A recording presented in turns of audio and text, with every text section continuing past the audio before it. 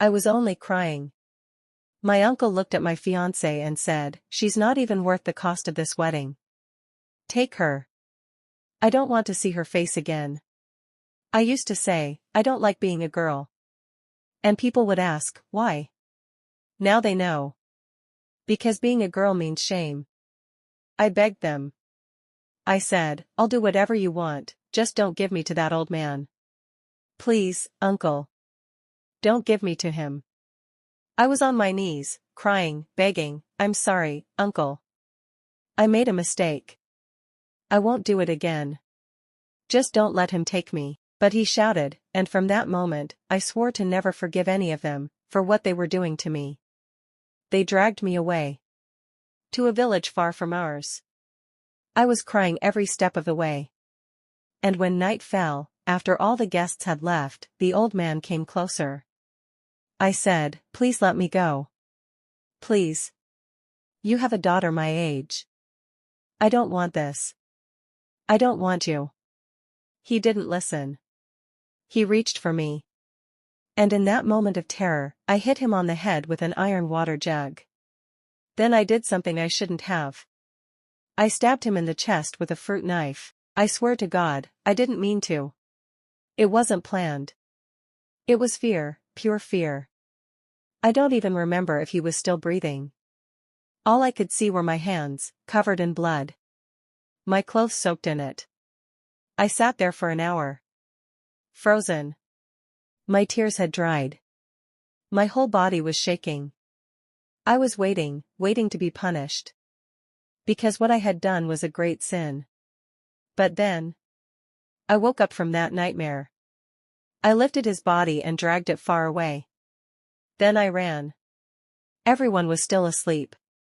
I slept outside my uncle's door. In the early morning, before the call to prayer, my 2 little brothers were heading to the mosque. They saw me, and ran to me crying. I hugged them both tightly, and holding their hands, I escaped. I ran to Kabul. To my aunt's house. And from there, I started again.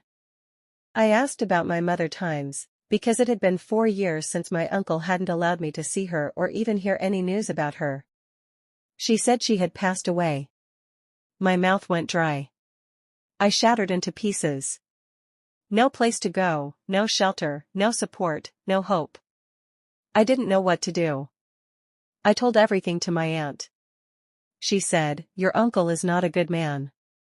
I can't let you stay with us either, but what I can do is help you rent a small place under my husband's name. Because girls your age don't get work easily." I accepted.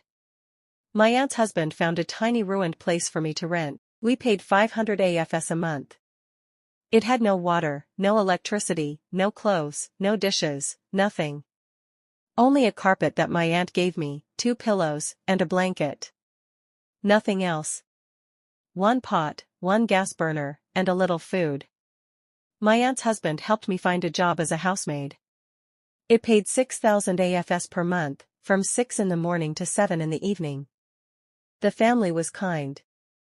I left my 2 little brothers alone at home. For 6 months, I worked like this. I didn't let my brothers go to school, because I wasn't there. I was afraid something might happen to them. Later, I found another job at a raisin cleaning factory. It was in the open market, and I learned the area and the people. It paid 12,000 AFS a month. I worked there for 6 more months. I saved everything I could. 1 year passed in hardship, loneliness, and cold. I don't even want to talk about my sleepless nights. The guilt I carried for stabbing that man with a knife. The cold winter. The emptiness. The sadness. It was so hard, I prayed day and night to die. But when I looked at my brothers, I found the strength to live.